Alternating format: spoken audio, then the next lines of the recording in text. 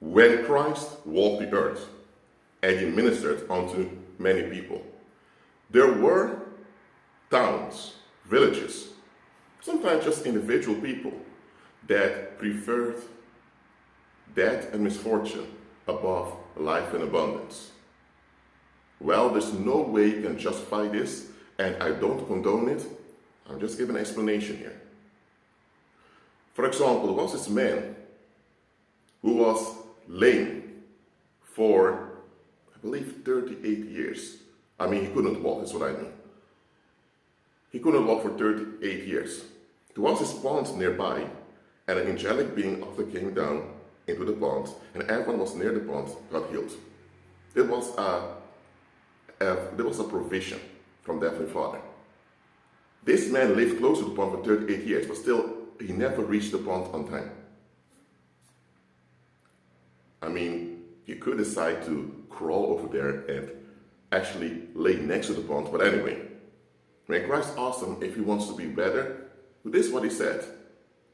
He said, Lord, I've been trying to get into the pond for so many years, but every time I'm there, someone else is in front of me. Okay, I'm not saying this is not true. This can be factual. But that's not the question. The question is, do you want to be better? The question is not if getting better is easy or not. The question is, do you want to be better? You said yes. And if you would have said, yes, I want to be better. However, I've been trying to get better and things didn't work. Okay, that's different, because now you take responsibility to say, I want to be better. And you admit that you already made effort to be better, but it didn't work out. And then the other person say, okay, but don't worry. You want to be better, right? You make effort. You already explained that. But don't worry, I got to figure out. But that was not the attitude of this man. This man just wanted to avoid the question. Now, maybe in your own life, or maybe you start having other people, you come individuals who keep complaining about something, but never actually do something about it for the better.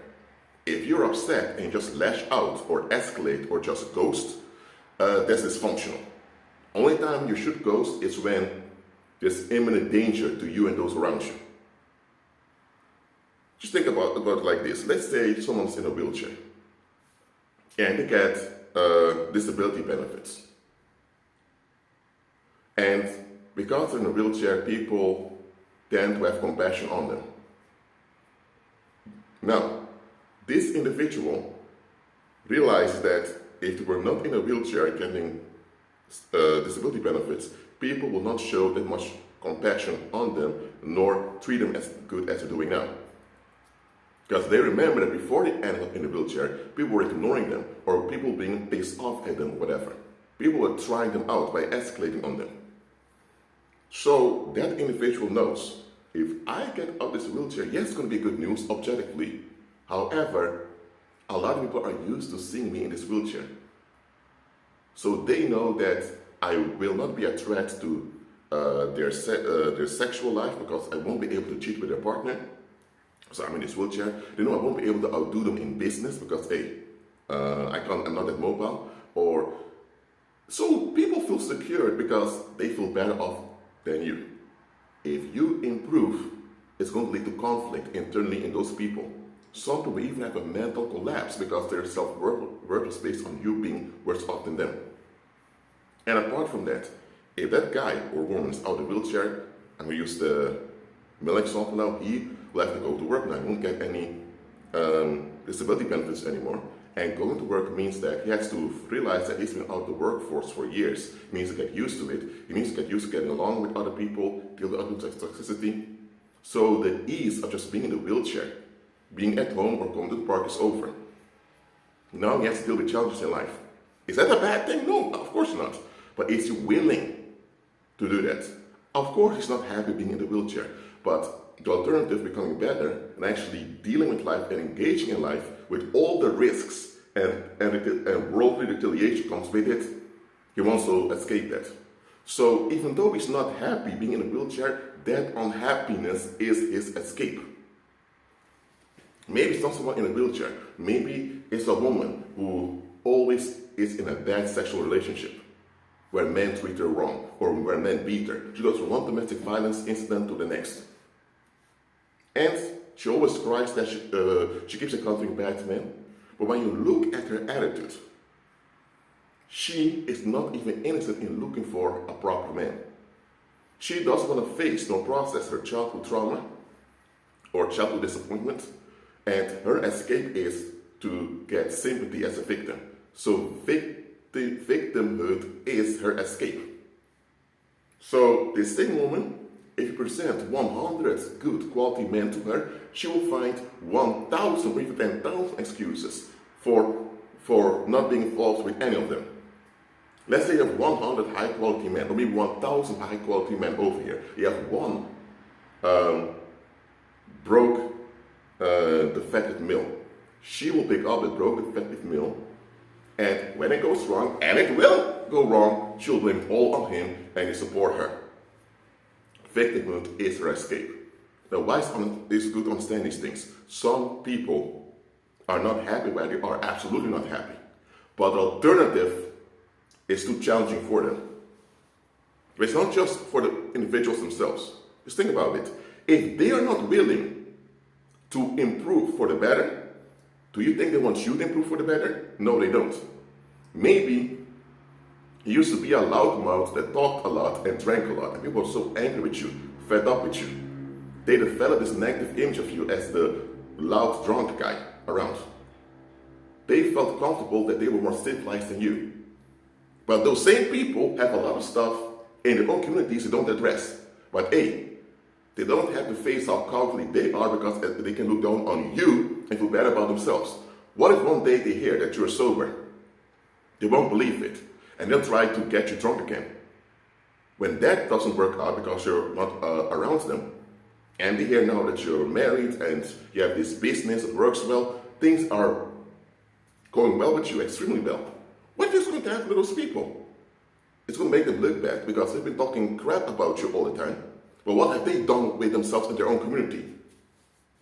So you, the lowlife, did more than they did throughout their lifetime till then. It's going to look bad on them, and they don't want to go through this, so they will become extremely angry at you. Some will try to physically harm you or just kill you when they can't be in a physical proximity to you. To escalate on you, they will do black magic or witchcraft, or they will use smear campaigns online, whatever they can, just to either shut you down or to take attention away from you. Some people will start drama to get attention towards them. Why? Okay, let me give an example. Maybe there is this community where people keep complaining about a certain female that sleeps around. Is she the only one sleeping around all the time? Are there more hoes in the community? Yes, there are. But by all being focused on that one hoe sleeping around, nobody notices that there are domestic violence survivors that are thriving in life now. So people prefer everyone to be focused on that one individual sleeping around, then they want you to be focused on all the other people that are thriving in life. So when they can't shut you down or kill you, they'll seek to hide you. And the way they hide you is by pushing others to focus on something else, so that nobody has time nor the strength to focus on you. That's how they do it. Some people do not want to get better. Now, in the case of this man at the pond, near the pond, he eventually did want to get better, and Christ pushed him. But many people are common excuses. They have no intention of being better. They just want an escape to be at ease. Such people beware, because they will not celebrate you being bad off. They may not say this nor express this into your face, but they'll be angry because you improve now, they need to improve too, because if they don't improve, it's only clear it's on them. For example, your husband may leave you for someone else, and you end up doing better than him. Why? You remarry, and the girlfriend your husband cheated against you left him, and now he's homeless. Then one day your ex-husband wants to apologize for all that. Does he mean it? Did he improve himself? No, he didn't. He just wants to sabotage your current marriage because it looks bad on them that he left you and you're better off than him. So he wants some of the blame to be on you so that it makes them look better, so he's more at ease.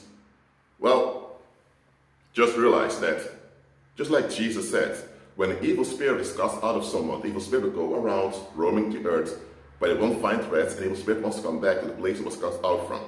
But evil spirit will bring 7 other demons worse than him with him to reoccupy the individual the demons cast out of. So if this succeeds, the individual will now end up with 8 demons instead of only 1. The same is with fall of mankind. When people abandon you, they're the ones leaving you, think they're better off, and you end up getting better than you used to, or you end up doing better than them. They will seek to come back and re-victimize you, and they will make sure there are people supporting them so it won't backfire. But anyway, don't be focused on all these things, just realize some don't want to be better. If they don't want improvement for themselves, they don't even wish nor long or consider themselves worthy of improvement for themselves, why do you think they would do it for you? They won't. So don't share good news with those that insist on misfortune. That's it for now. Keep on in Christ and be at peace.